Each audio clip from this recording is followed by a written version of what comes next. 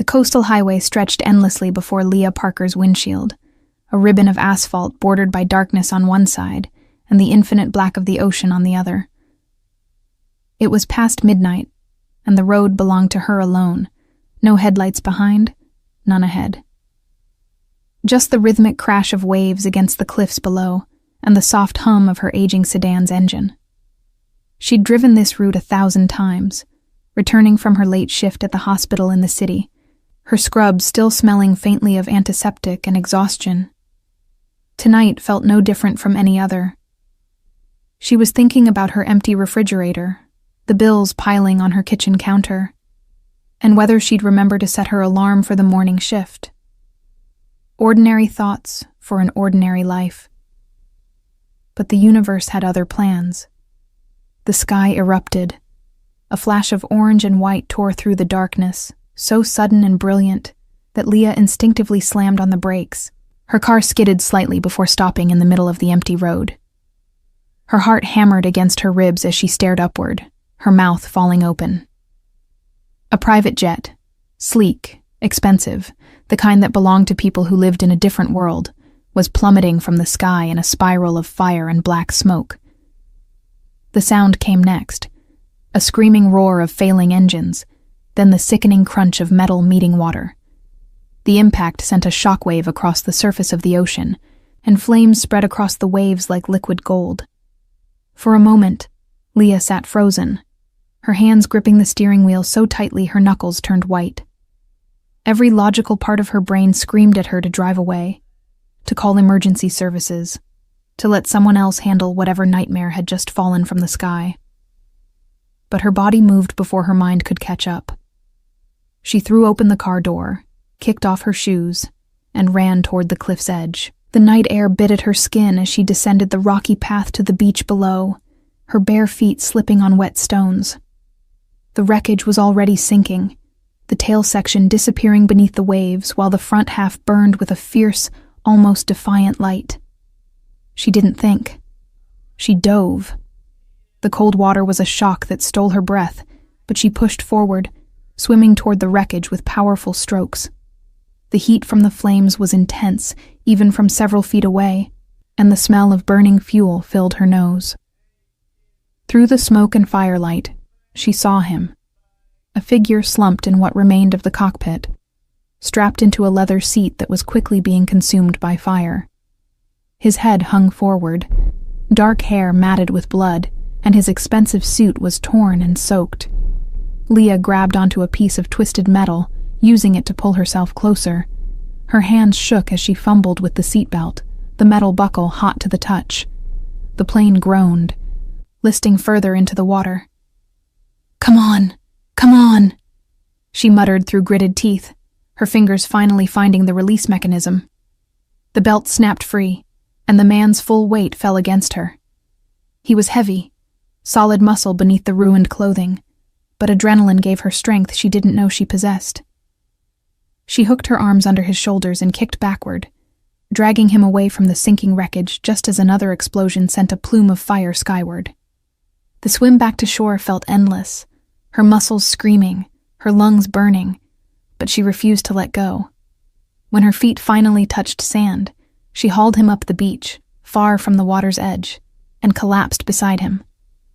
Her chest heaved as she gulped air, her entire body trembling from cold and exertion. The man lay motionless, seawater pooling around him, his face turned to the side. In the distant glow of the dying fire, she could see his features clearly for the first time. He was young, maybe 30, perhaps a bit older, with a face that could have been carved from marble. Even unconscious and bleeding, there was something commanding about him, something that made her instinctively straighten her posture. A platinum watch worth more than her car clung to his wrist. His shirt had torn open, revealing intricate black ink that snaked across his collarbone and down his muscular chest. Designs that looked European, elegant, and somehow dangerous. And there, nestled in a shoulder holster beneath his jacket, was a gun. Leah's breath caught. This was no ordinary businessman. No corporate executive traveled with a weapon strapped to his ribs. Her hands hovered over his chest, checking for a pulse. It was there, faint but steady. He was alive. She should call the police. She should call someone. But something in the way he was dressed, in the calculated perfection of that weapon, in the cold weight of the situation, made her hesitate. Instead, she made a decision that would change everything. She dragged him to her car, somehow managing to get his considerable weight into the back seat, and drove home in silence, her mind racing with questions she couldn't answer. Her small house sat at the end of a quiet street, far from prying eyes, a blessing she'd never appreciated until now. She managed to get him inside, laying him on her couch and covering him with blankets. His breathing was shallow but regular, and the blood on his face came from a gash above his eyebrow rather than anything life-threatening. She cleaned his wounds with practiced efficiency, her nursing training taking over even as her hands shook. When she finally sat back, the first light of dawn was creeping through her windows, and she realized she'd been awake for 24 hours straight. The stranger lay still on her couch, his chest rising and falling steadily, his face peaceful despite everything. Leah made coffee she couldn't drink and stared at her phone a dozen times without dialing. She paced her small living room, glancing at him every few seconds as if expecting him to vanish or transform into something else entirely. Who was he? What had happened to that plane? And why did every instinct she possessed tell her that bringing him here had just thrown her simple, predictable life into chaos? As the sun rose higher, painting golden streaks across her walls, the man's eyes flickered.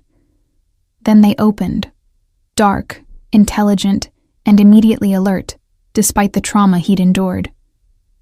He assessed the room in a single sweep before his gaze locked onto hers. "Where am I?" His voice was rough, accented.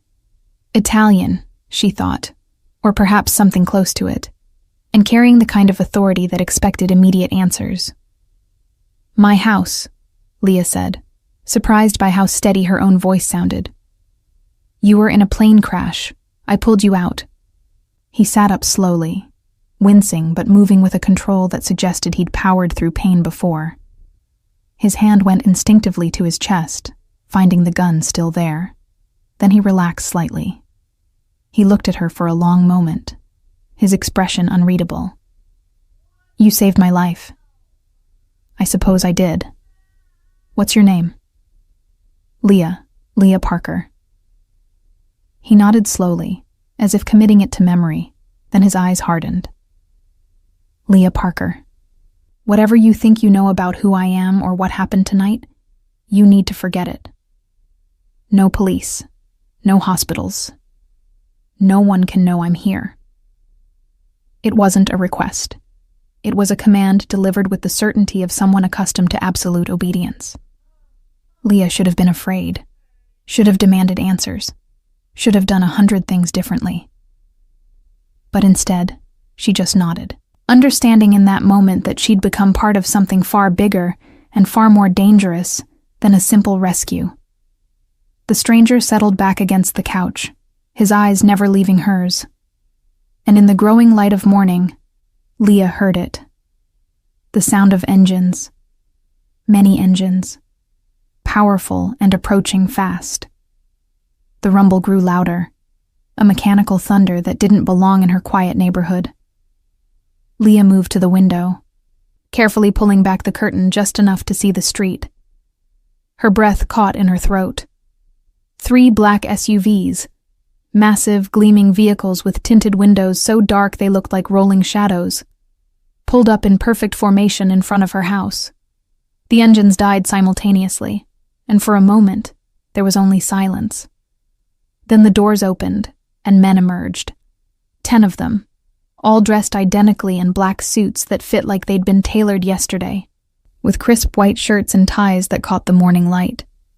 They moved with military precision, each step coordinated, each movement deliberate. These weren't security guards or local police. These were soldiers in civilian clothing. "Oh, God," Leah whispered, her hand falling from the curtain. She spun to face the stranger, who was now standing despite his injuries, his expression cold and calculating. "There are men outside. 10 of them. I know."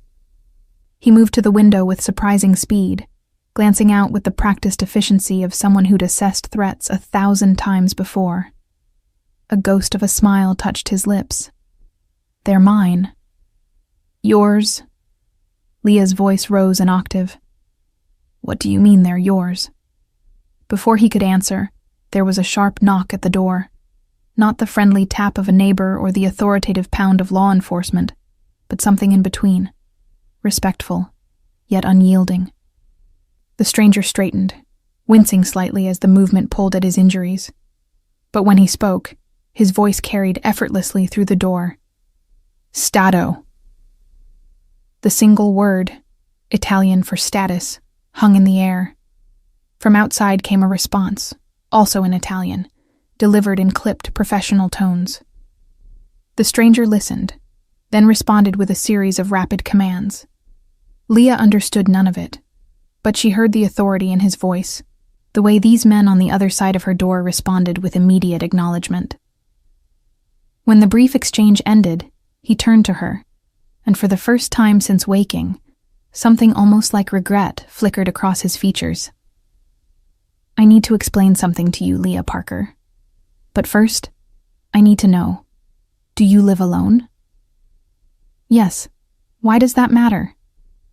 "Because in approximately 30 seconds, my men are going to conduct a security sweep of your property. They won't harm you, but they will be thorough. I need you to remain calm and do exactly as I say. Can you do that?" Leah wanted to scream, wanted to demand answers, wanted to throw him out of her house and pretend the last 8 hours had never happened. Instead, she found herself nodding, that same inexplicable trust that had made her dive into burning wreckage now keeping her rooted to the spot. The stranger, she still didn't know his name, moved to the door and opened it. Immediately, 2 of the suited men entered, their eyes sweeping the room with professional efficiency. They barely glanced at Leah, their attention focused entirely on their employer. One of them, a man with silver streaks in his dark hair and a scar running from his temple to his jaw, stepped forward. "Boss, siamo qui per portarti via. Il dottore è in attesa." The man's Italian was rapid, but Leah caught the word dottore, doctor. "Non ancora," the stranger replied, holding up a hand. "C'è qualcosa che devo fare prima." The scarred man's eyes flicked to Leah, then back to his boss. Whatever unspoken question hung between them was answered with a slight shake of the stranger's head. The man nodded and gestured to the others, who spread through the house with silent efficiency. Leah heard them moving through her bedroom, her bathroom, even checking her small backyard. Within minutes, they regrouped in the living room, each offering a brief nod that apparently signified, "All clear." The stranger turned to Leah, and this time when he looked at her, she saw something new in his eyes, a combination of respect and concern. "You need to sit down for what I'm about to tell you." "I think I'd rather stand." A slight smile. "Fair enough." He gestured to the men surrounding them. "These men work for me. They've been searching for me since my plane went down last night. By now, they've likely eliminated any trace of the crash. The wreckage has been removed, the area sanitized, and any witnesses have been encouraged to forget what they saw." "Encouraged?" Leah's voice was barely a whisper. "Paid well and convinced it's in their best interest to remain silent." "I don't kill civilians, Leah, but I do protect my interests." He paused, studying her face. "You're wondering who I am. What kind of man requires this level of security? What you've gotten yourself involved in by pulling me from that water." The thought had crossed my mind. "My name is Alessandro Russo. I run one of the largest international organizations in Europe. We handle various enterprises, some legal, many not. I have enemies who would pay millions to see me dead, which is why last night's crash was no accident. Someone tried to kill me, and they very nearly succeeded. He took a step closer, his dark eyes never leaving hers. You saved my life, Leah Parker. In doing so, you've placed yourself in considerable danger. The words hung in the air like a death sentence. Leah felt her legs weaken, and despite her earlier defiance, she sank into the nearest chair. What kind of danger? The kind where people who want me dead will want to know how I survived. They'll investigate. They'll search for anyone who might have helped me, if they find you. He didn't finish the sentence. He didn't need to. So what happens now? Leah asked, surprised by how calm her voice sounded, despite the terror coursing through her veins. Alessandro exchanged a look with the scarred man, who stepped forward. Possiamo proteggerla, boss. Casa sicura, nuova identità. No. Alessandro's response was immediate and firm. She saved my life. I won't repay that debt by forcing her into hiding. He turned back to Leah. I need you to trust me for 2 more days. My men will maintain a discreet presence around your house. You won't see them, but they'll be there. In 48 hours, I'll have eliminated the threat and dealt with whoever tried to kill me. After that, you can return to your normal life. And if you can't eliminate the threat in 2 days, then I'll stay here until I do. Leah laughed, a sharp, slightly hysterical sound. You want to hide in my house? The head of a criminal organization wants to use my living room as a safe house? I've hidden in far worse places. There was something almost boyish in his smile, a glimpse of the man beneath the calculated exterior. Besides, you have a comfortable couch. Despite everything, the guns, the suited men, the impossible situation, Leah found herself returning the smile. It was insane. Completely, utterly insane. She should be calling the police, the FBI, anyone who could remove this dangerous stranger from her life. But when she looked at him, all she could see was the unconscious man she'd dragged from burning wreckage, the weight of him in her arms, the way she'd refused to let the ocean claim him. She'd saved his life. And now, inexplicably, she felt responsible for seeing him through whatever came next. 2 days, she said finally. But you need to tell your men to be less obvious. Black SUVs in this neighborhood stick out like... It's already handled, the scarred man interjected in accented English. We have vehicles being delivered within the hour. A pickup truck, a sedan, a minivan. Neighborhood appropriate. Alessandro nodded approvingly. Marco is my head of security, former Italian special forces. If he says you're protected, you're protected. Marco offered Leah a slight bow, which felt absurdly formal given the circumstances. The other men began filing out, leaving only Marco and 2 others who positioned themselves by the windows. Alessandro moved back to the couch, finally allowing the exhaustion and pain to show on his face. Leah's nursing instincts kicked in immediately. You need proper medical attention. Those wounds should be cleaned again, and you probably have a concussion. The doctor will be here within the hour, traveling separately to avoid suspicion. Until then. He gestured to the couch. I'll rest. You need food, too. When did you last eat? He thought for a moment. Yesterday afternoon, before the flight. Leah stood, grateful for something practical to focus on. I'll make breakfast. You... She pointed at Alessandro. Stay there, and you... She addressed Marco. Make sure he doesn't do anything stupid like trying to stand up. Marco's lips twitched with something that might have been amusement. Si, signorina.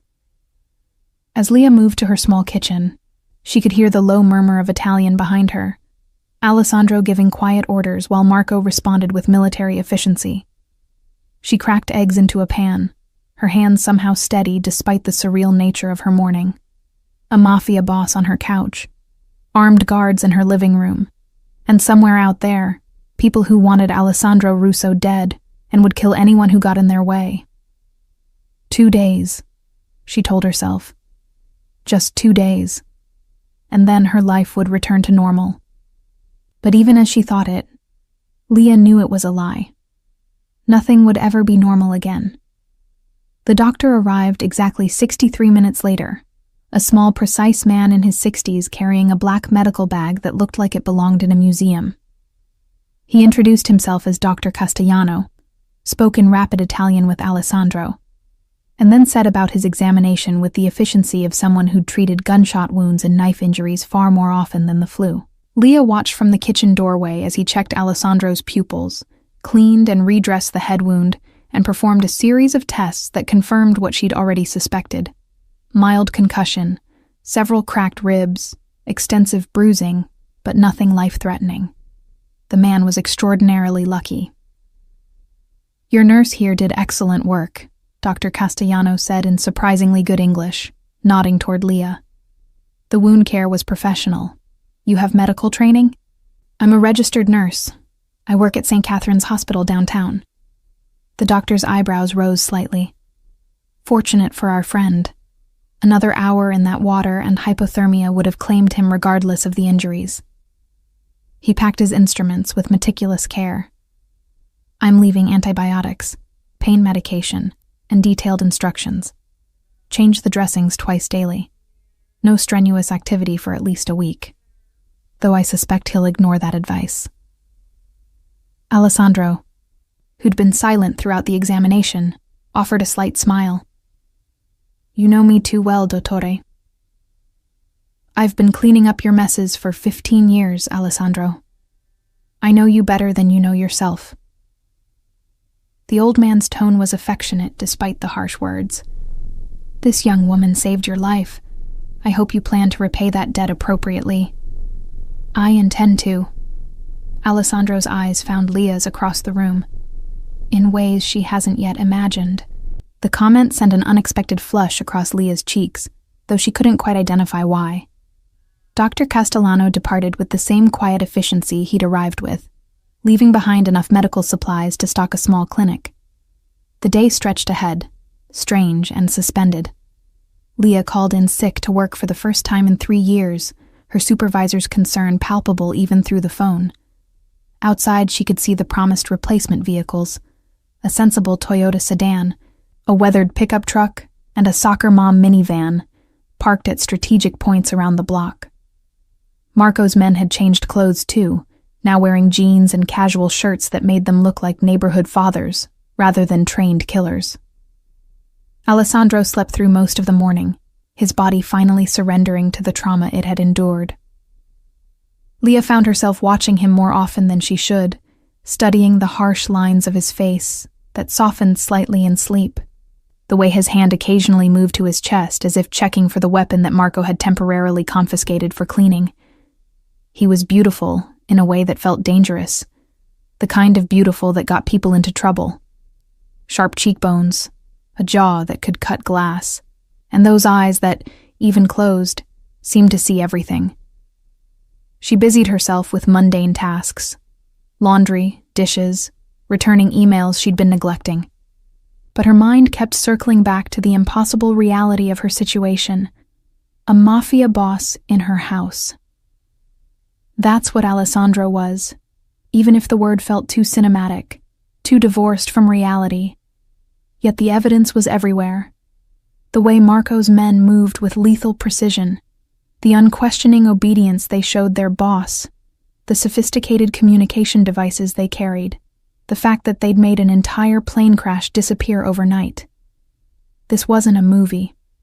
This was her life now, at least for 2 more days. Around 3 in the afternoon, Alessandro woke. He sat up slowly, testing his body's limitations, then caught Leah's eye and offered a slight nod, a gesture that felt more intimate than words. She brought him water, which he drank gratefully, and a sandwich she'd prepared, which he consumed with surprising delicacy for someone who'd nearly died 12 hours earlier. "Tell me about yourself," he said suddenly, setting down the empty plate. Leah blinked. "What?" "You saved my life. The least I can do is know who you are, where you're from, why you were driving on that coastal highway at midnight." She almost refused. This man didn't deserve her story, didn't deserve anything from her, except the rescue she'd already provided. But something in his expression, a genuine curiosity beneath the calculated exterior, made her answer. I grew up in Seattle, came here for nursing school and never left. I work night shifts because they pay more, and I was driving home after a particularly long one. Nothing exciting, nothing dramatic, just ordinary. Ordinary, Alessandro repeated, as if testing the word. You jumped into the ocean to pull a stranger from a burning plane. There's nothing ordinary about that. It was instinct. I didn't think about it, which makes it even more remarkable. He leaned forward slightly, wincing at the movement. Most people think, they calculate the risk, weigh the potential consequences, consider their own safety. You just acted. That kind of courage is rare, Leah. Even in my world, where violence is common, true courage is precious. Your world. Leah sat across from him, finally asking the question that had been burning in her mind all day. What exactly is your world, Alessandro? You said you run an organization. What does that mean? He was quiet for a long moment, his eyes searching hers as if deciding how much truth she could handle. I run a network that spans 12 countries across Europe and parts of Asia. We deal in information, protection, logistics, and yes, occasionally things that skirt or cross legal boundaries. I inherited the organization from my father, who inherited it from his father before him. It's a legacy written in blood and money, and it's the only life I've ever known. So, you're a criminal. By most definitions, yes. He didn't flinch from the word. But I'm also the man who keeps hundreds of families employed, who maintains order in places where governments have failed, who protects people that the law has forgotten. The world isn't as simple as good and evil, Leah. It's painted in shades of gray, so dark they're almost black. And the people who tried to kill you? What shade of gray are they? A muscle tightened in his jaw. The darkest kind. Rivals who think my death will create a power vacuum they can exploit. They're wrong, of course. My organization is too well established, too deeply rooted. But they'll try regardless, and innocent people will die in the crossfire if I don't stop them first. How will you stop them? By doing what I do best, finding their weakness, exploiting it, and making an example that ensures no one else tries something so foolish again. His voice was cold now, the warmth from moments earlier evaporating into something harder. I don't enjoy violence, Leah, but I'm very, very good at it. The admission should have terrified her, should have sent her running to the police, or at least to her bedroom to lock the door. Instead, Leah felt an odd sense of understanding. She'd spent years as a nurse, seeing the aftermath of violence, gunshot wounds, stabbings, domestic abuse. She knew there were people in the world who chose cruelty, who inflicted pain without thought or remorse. And she knew there were people like Alessandro, who operated in darkness but by some twisted logic maintained a code, a structure, rules that governed their lawlessness. The plane crash, she said. How did it happen? Explosives planted in the landing gear compartment, timed to detonate at cruising altitude. Sophisticated work, likely military grade. The pilot managed to send a distress signal before we went down, which is how Marco and the others knew where to search. But the bomber made one mistake. They assumed I'd die in the initial explosion or the impact. They didn't account for the possibility that someone might. He trailed off, looking at her with an expression she couldn't quite read. They didn't account for you. So I've ruined their plans. Spectacularly. A genuine smile crossed his face, transforming his features from handsome to devastating. You've also put yourself in their crosshairs, which is why I need to resolve this quickly. I won't have your blood on my conscience, Leah Parker. How noble of you. Don't mistake pragmatism for nobility. If you die because of me, I lose something valuable, a life debt I can never repay. That's unacceptable. They sat in silence for a while, the afternoon sun streaming through the windows and painting golden rectangles across the worn carpet. Outside, Leah could see Marco talking quietly into a phone, his expression grave. Inside, she was alone with a man who represented everything she'd been taught to fear and avoid, yet who looked at her with something approaching reverence. It was intoxicating and terrifying in equal measure. "What happens after the 2 days?" she asked finally. "I disappear from your life. My men maintain surveillance for another week to ensure no threats emerge, and then you never see me again. You return to your ordinary existence, and I return to mine. It's cleaner that way." Cleaner. The word tasted bitter. "Is that what you want?" Alessandro's eyes met hers, and for a moment, she saw something vulnerable beneath the armor. A flicker of loneliness, of a life lived always looking over his shoulder, trusting no one completely.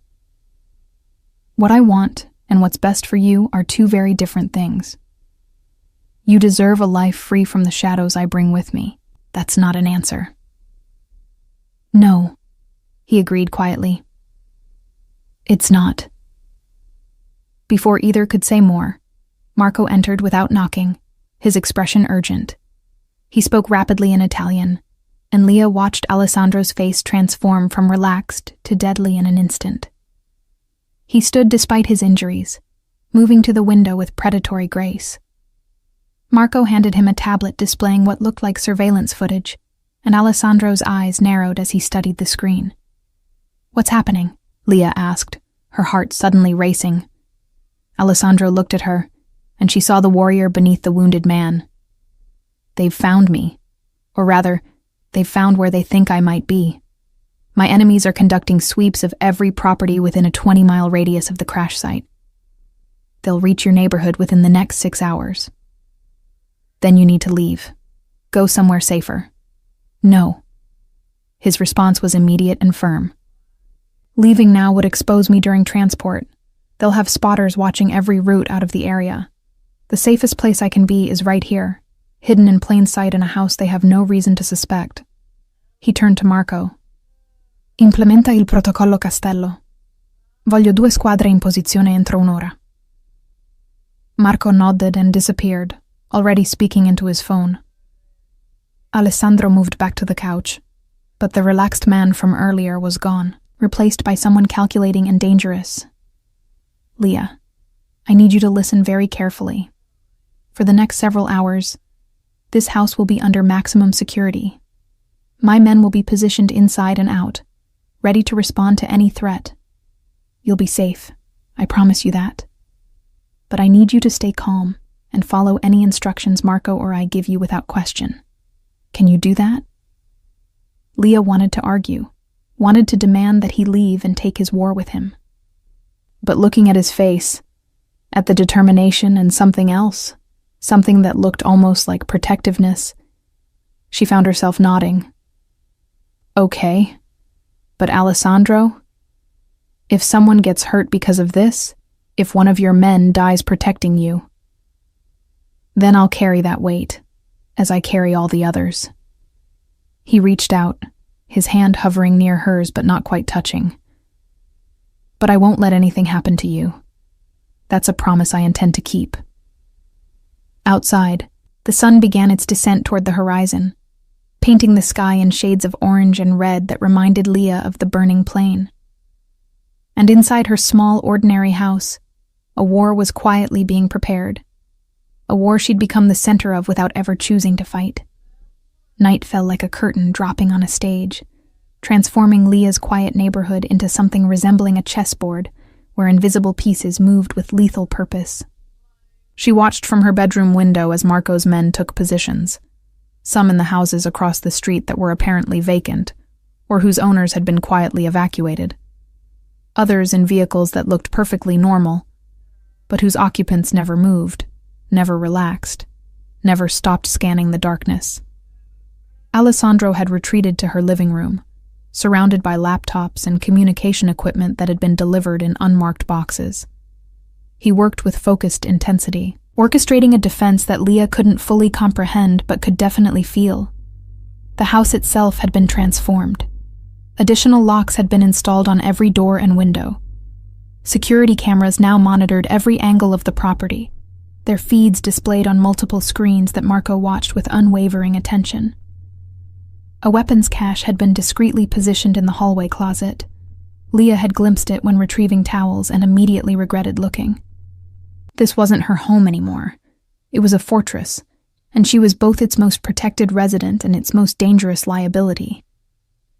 Around 8 p.m., Alessandro called her into the living room. He looked exhausted, the pain medication wearing off and the toll of his injuries becoming visible again. But his eyes were sharp, alert, missing nothing.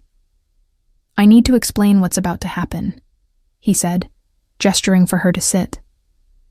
"In approximately 2 hours, a convoy will pass through this neighborhood conducting what appears to be a routine patrol. They're actually searching for me, using thermal imaging and other surveillance technology. My men will be creating false signatures 3 blocks away to draw their attention. But there's a chance they'll still scan this house. And if they do?" Leah's voice was steadier than she felt. "They'll see exactly what they expect to see. A single woman at home, watching television, going about her normal evening routine.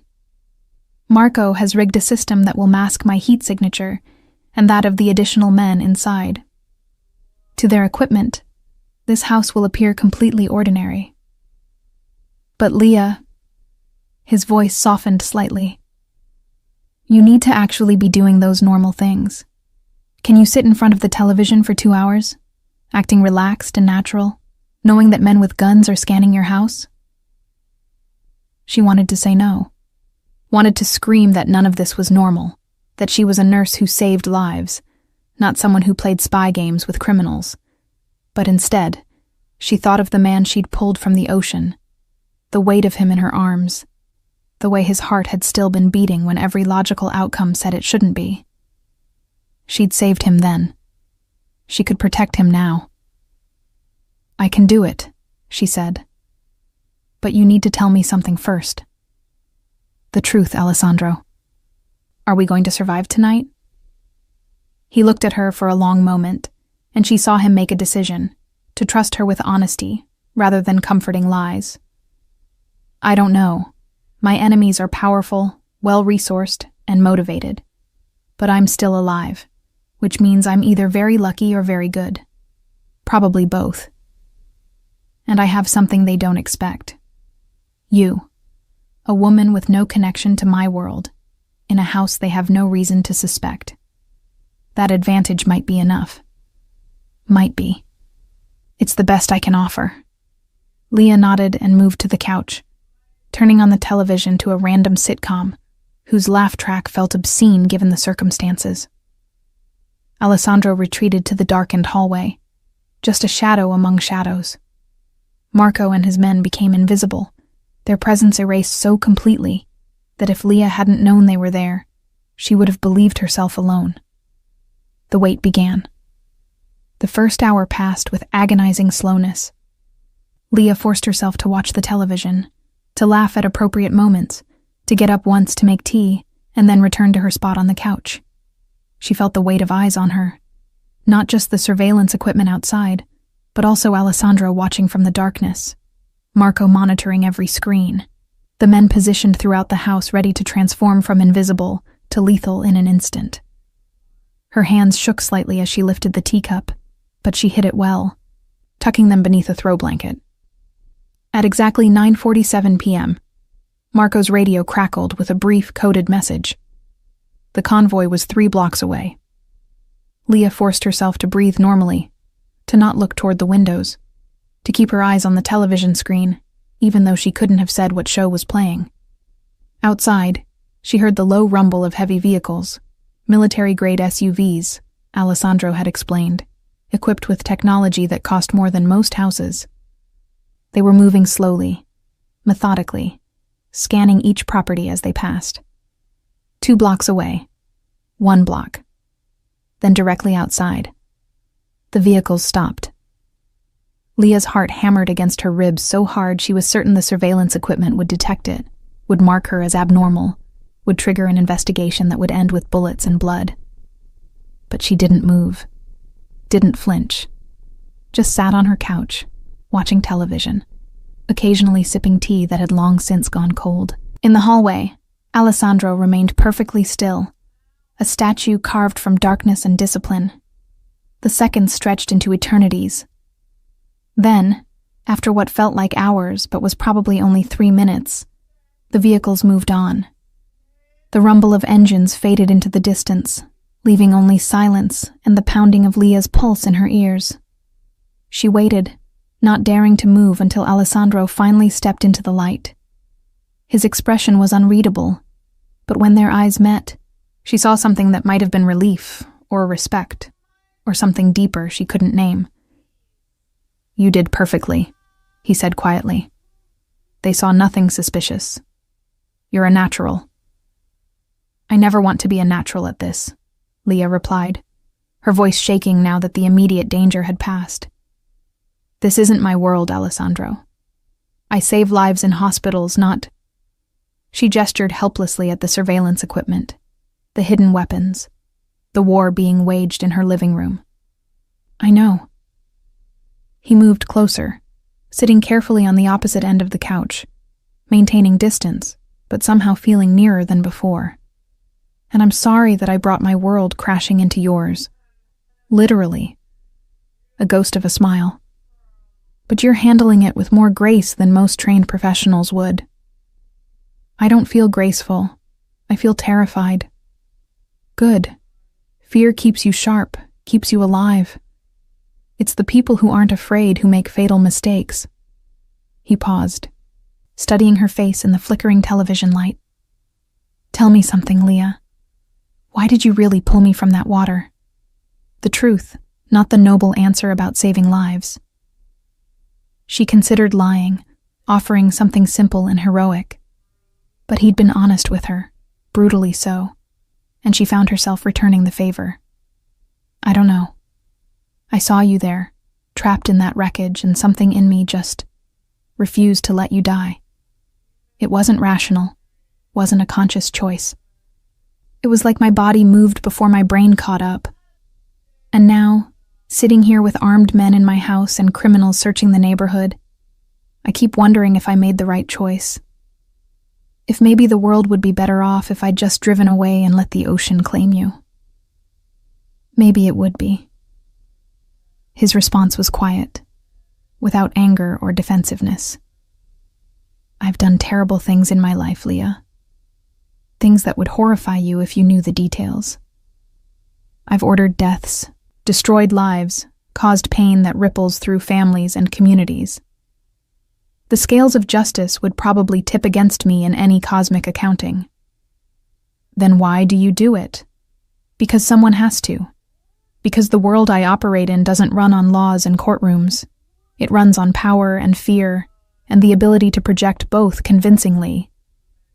If I weren't in control of my organization, someone worse would be. Someone who doesn't maintain the codes we follow, the lines we don't cross. I'm not a good man, Leah, but I'm better than the alternatives. That's a depressing philosophy. It's an honest one." He shifted slightly, and she saw the pain cross his features. "You should rest. The danger tonight is past, but tomorrow brings its own challenges. Marco's men will maintain watch, but you need sleep. What about you? I'll rest later. First, I have calls to make, strategies to finalize. The people who tried to kill me made a mistake tonight. They revealed their search patterns, their methods, their resources. That information is valuable, and I intend to use it." Leah stood, exhaustion suddenly crashing over her like a physical weight. But before she could retreat to her bedroom, she found herself asking one more question. "Alessandro, after all this is over, after you disappear back into your world, and I return to mine, will you remember me? Or will I just be another person in a long line of people who helped you survive?" He looked at her for a long moment, and when he spoke, his voice carried a weight that felt like truth. "I will remember you, Leah Parker.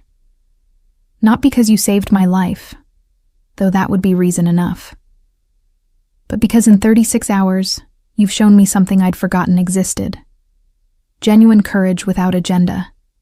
Kindness without expectation of reward. You pulled a stranger from fire and water, brought him into your home and protected him despite every logical reason not to. That kind of person? You don't forget them. Ever." The words settled between them, heavy with meaning neither seemed ready to fully acknowledge. Leah nodded, not trusting her voice, and retreated to her bedroom.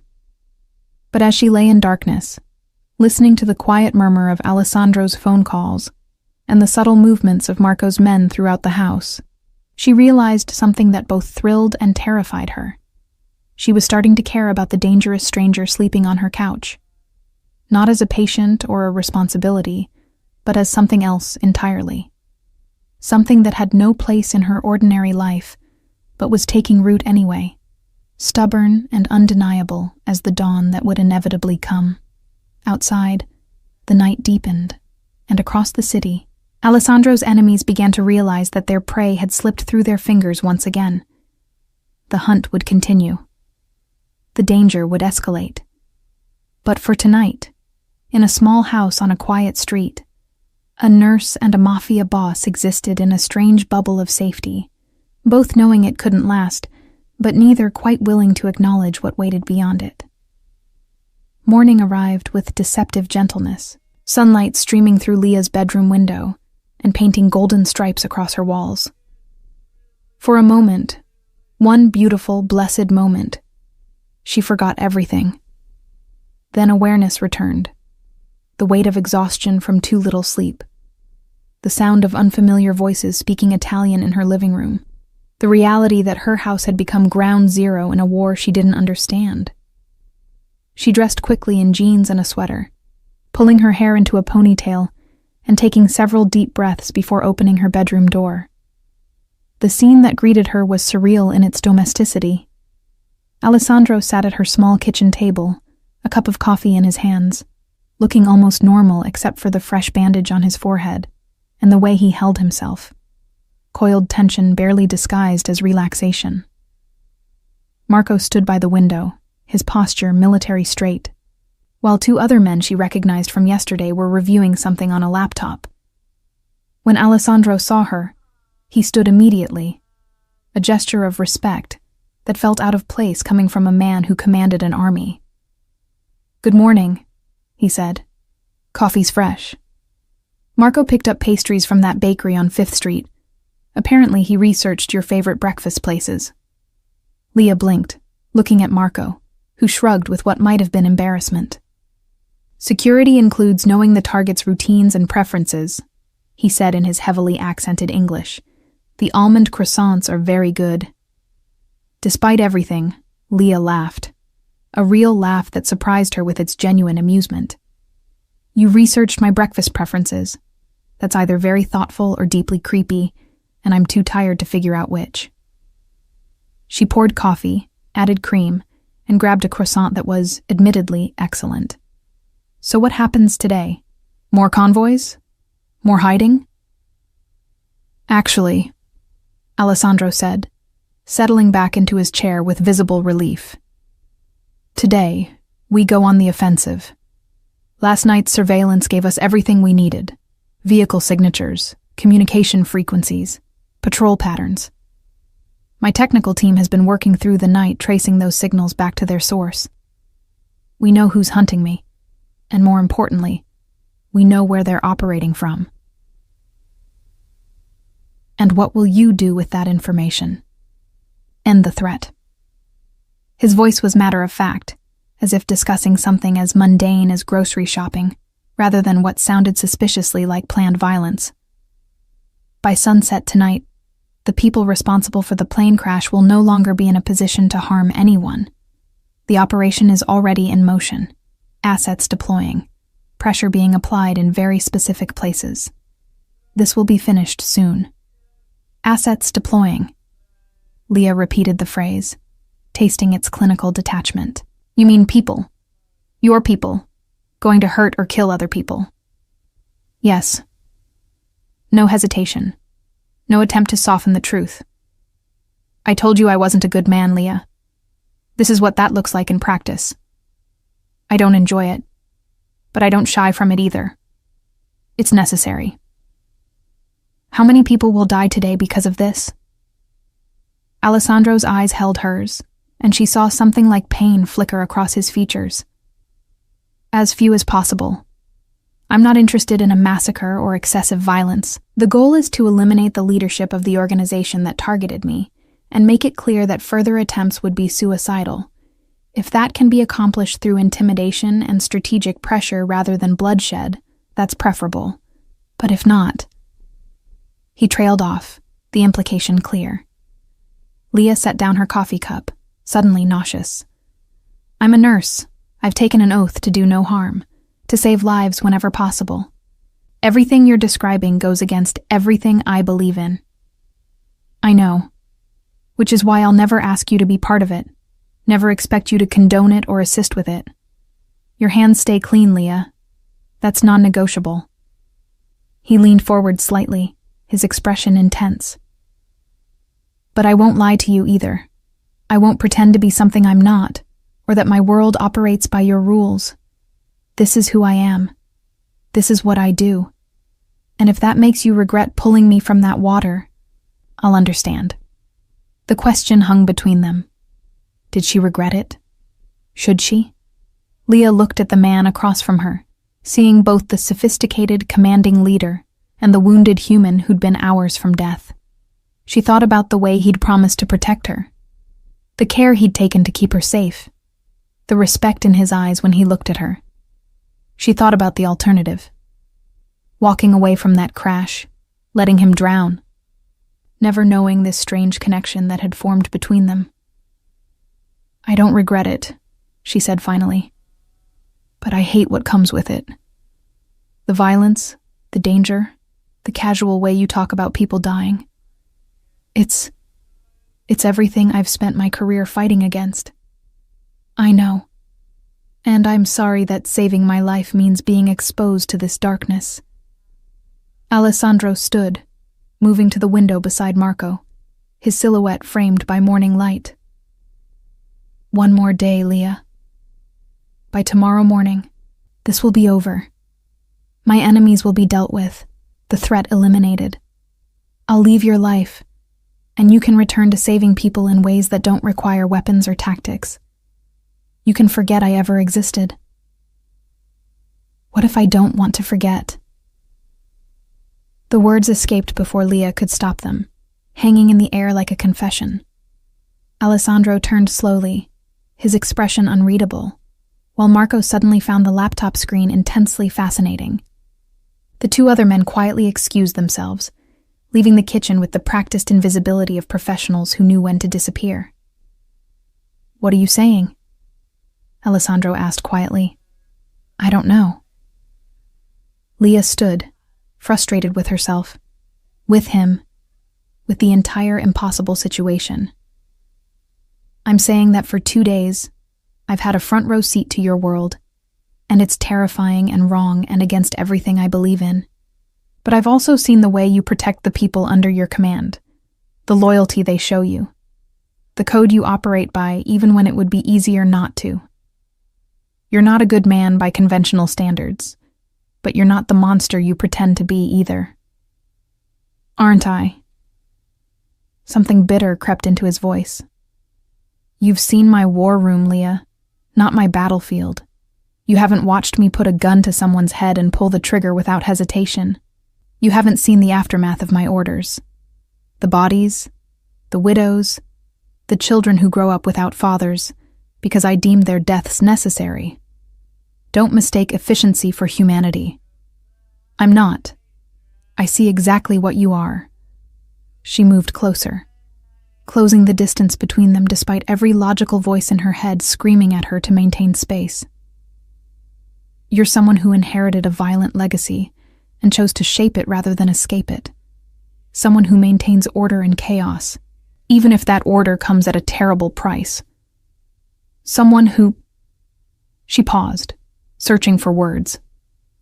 Someone who's been alone for so long he's forgotten what it's like to be seen as human rather than a weapon.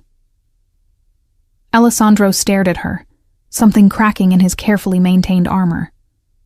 You're romanticizing a criminal, Leah, creating a narrative that makes me palatable to your conscience. No. I'm seeing you clearly for the first time, without the shock and fear clouding my judgment. And what I see is complicated and morally gray and probably dangerous for me to feel anything about. But that doesn't make it less real. Feel anything about?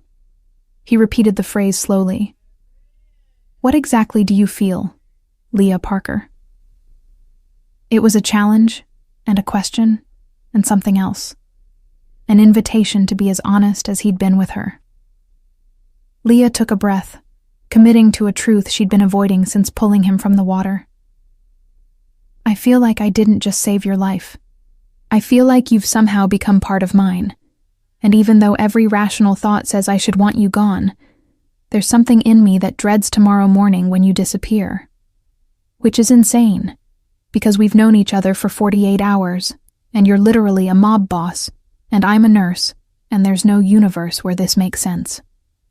No, Alessandro agreed. There isn't.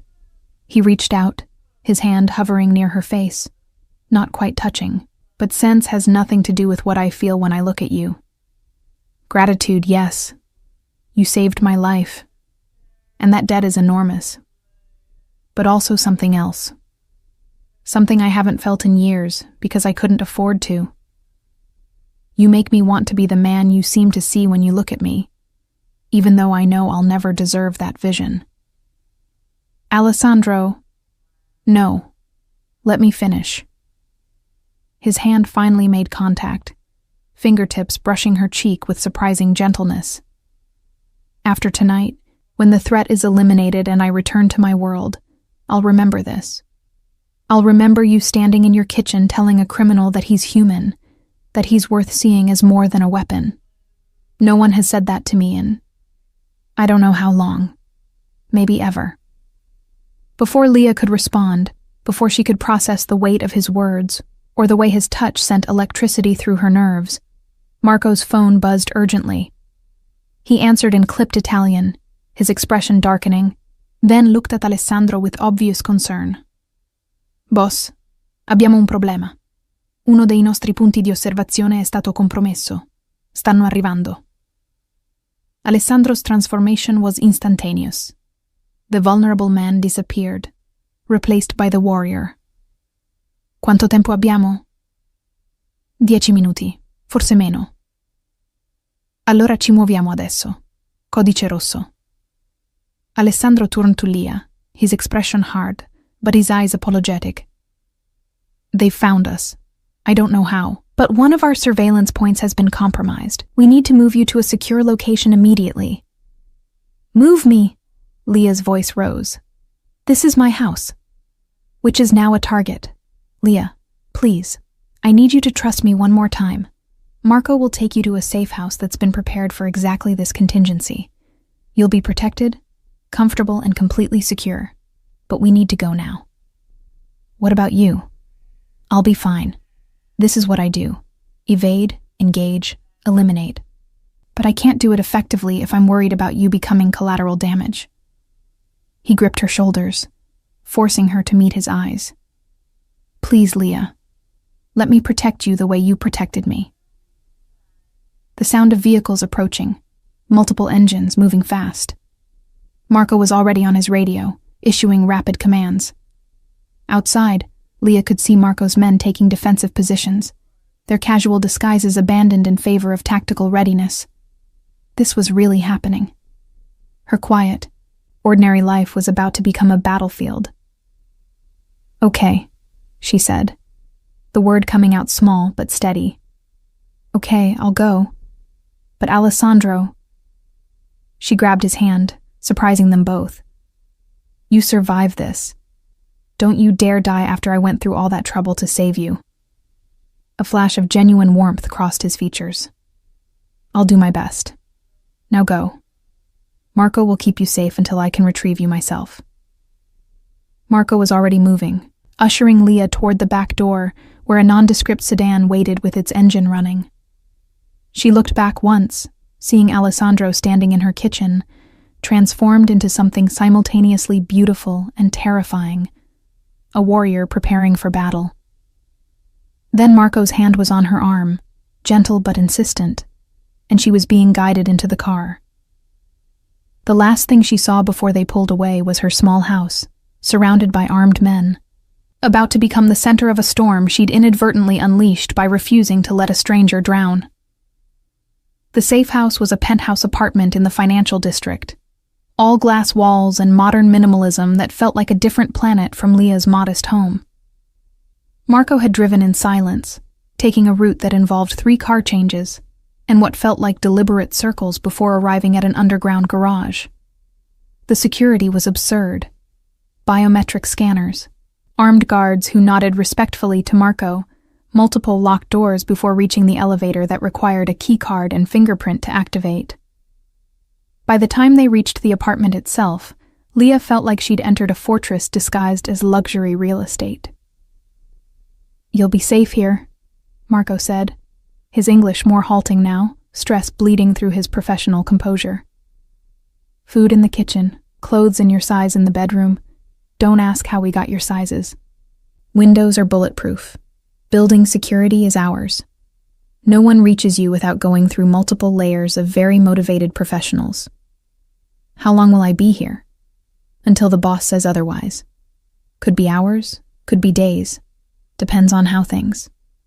He trailed off, apparently deciding that finishing that sentence wouldn't be helpful. "How things go when Alessandro confronts the people trying to kill him," Leah finished. "You can say it, Marco. I'm not naive about what's happening." The older man studied her with new respect. "No, you're not. Most civilians would be hysterical by now. You're handling this with remarkable composure." "I'm screaming internally, if that helps." A ghost of a smile. "It does, actually. Shows you're human. The boss..." Marco paused, seeming to choose his words carefully. "He cares about your safety. More than is probably wise, given the circumstances. I've served him for 12 years, and I've never seen him this. Invested in protecting someone outside the organization." "What are you trying to say, Marco?" "I'm saying that whatever is happening between you two, it's real enough that he's making decisions with his heart rather than his head, which is dangerous for a man in his position, but also somewhat beautiful to witness. He's been alone for so long. Cold, calculating, never letting anyone close. Then you pull him from the ocean, and suddenly he's human again. That's worth protecting, Signorina. Even if it makes my job significantly more complicated." Before Leah could respond, Marco's phone buzzed. He answered, his expression immediately grave, speaking rapid Italian that Leah couldn't follow. When he hung up, his jaw was set in a hard line. "I need to return to the boss. You'll have 4 men stationed in the building, 2 in the lobby, 2 on this floor. They won't enter the apartment unless there's an emergency, but they're there. Don't leave. Don't open the door for anyone except me or the boss. Understood? Marco, what's happening? The boss is engaging the enemy. That's all I can tell you. But Leah..." He moved toward the door, then looked back. "He'll survive this. He always does. It's what he does best." Then Marco was gone, and Leah was alone in a stranger's apartment, surrounded by luxury that felt hollow and cold. She moved to the floor-to-ceiling windows, looking out over the city that sprawled below like a circuit board of lights. Somewhere out there, Alessandro was fighting for his life. People were probably dying, violence unfolding in the shadows while ordinary citizens went about their evening routines, unaware of the war being waged just out of sight. She should feel guilty for not calling the police, for being complicit in whatever Alessandro was doing. Should be horrified by the entire situation. Instead, she felt a gnawing anxiety that had nothing to do with morality, and everything to do with the terrifying realization that she was desperately worried about a man she barely knew. A criminal. A killer. someone who should repel her, but instead had somehow become the most important person in her suddenly upended world. Hours passed with excruciating slowness. Leah tried to eat, couldn't. Tried to watch television, found every program meaningless. She paced the apartment, counting steps, monitoring her phone for messages that never came. Night fell properly, the city lights intensifying as darkness claimed the sky. And still, nothing. No word from Marco. No call from Alessandro. Just silence and the maddening inability to do anything except wait. At 10:30 p.m., her phone finally rang. Unknown number. She answered immediately. Leah. Alessandro's voice, rough and tired but gloriously alive. Are you safe? Yes, Marco's men are here. What about you? Are you hurt? Nothing serious. Some bruises, minor cuts. Nothing compared to the plane crash, I promise. He paused, and she heard the exhaustion in his voice. It's over. The organization that targeted me has been dissolved. Their leadership is either dead or has agreed to very specific terms of surrender. The threat is eliminated. Leah sank onto the expensive couch, relief washing through her so powerfully she felt dizzy. Thank God. So what happens now? Now you go home. Marco will collect you within the hour and ensure your house is secure. The surveillance equipment will be removed, the additional security measures dismantled. By tomorrow morning, it will be as if none of this ever happened. And you? Silence on the other end, heavy with unspoken words. Then, I return to my world. You return to yours. It's better this way, Leah. Cleaner. Safer for you. Is that really what you want? What I want is irrelevant. What's best for you is all that matters. That's not an answer, Alessandro. That's a deflection. Leah stood, anger suddenly cutting through her relief. You don't get to make that decision unilaterally. Not after everything that's happened. Not after what you said in my kitchen about how I make you feel. Leah. No. You listen to me for once. I know your world is dangerous. I know being close to you means accepting things I've spent my life opposing. I know there's no logical reason for this connection between us to exist. But it does exist. And you walking away because you've decided it's better for me is just you being afraid. Afraid? His voice sharpened. Of what, exactly? Of being vulnerable. Of caring about someone who can't be controlled or commanded. Of having a weakness that your enemies could exploit. You're not protecting me by leaving, Alessandro. You're protecting yourself from having to feel anything real. The silence that followed was so long that Leah thought he might have hung up. Then he spoke, his voice low and raw in a way she'd never heard before. You're right. I am afraid. Terrified, actually. Because everyone I've ever cared about has either been hurt because of me or used against me. My mother died in an attack meant for my father when I was 15. The woman I loved in my 20s was kidnapped and traumatized by rivals trying to force my hand. I learned early that caring is a liability in my world, that love is a weapon pointed at your own heart. So yes, I'm afraid. Afraid that getting close to you will put you in danger I can't always prevent. Afraid that I'll be the reason something terrible happens to you. And I'm afraid too, Leah replied, her voice gentler now. Afraid that letting you walk away means never knowing what we could have been. Afraid that I pulled you from the ocean just to lose you to your own fear. But Alessandro, I didn't save your life just so you could waste it being alone. What are you suggesting?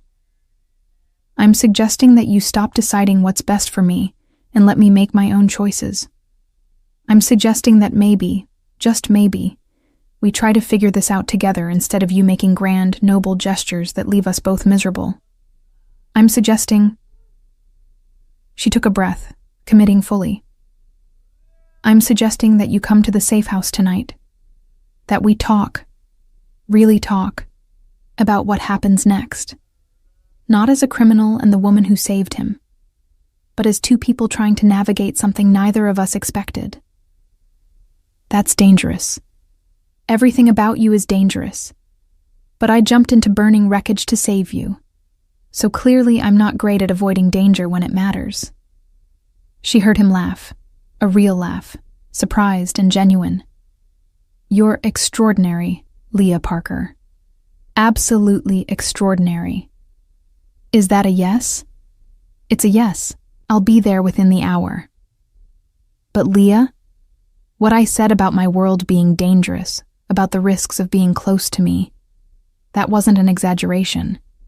If we do this, if we try to make something work between us, you need to understand that your life will never be simple again. There will always be security concerns, always be risks, always be parts of my life I can't share, or that you won't want to know about. I know, and I'm scared of that. But I'm more scared of the regret I'll feel if I don't at least try. Then I'll see you soon. And Leah, thank you. For saving my life, yes. But more importantly, for reminding me that I have a life worth saving. The line went dead. Leah stood in the center of the luxurious apartment, her heart racing, her mind whirling with the magnitude of what she'd just done. She'd essentially agreed to try to build something with a Mafia boss, a criminal. Someone whose daily life involved decisions she'd find morally reprehensible. It was insane. Reckless. The kind of decision that romance novels were written about because it was too improbable for real life. But she'd also never felt more alive.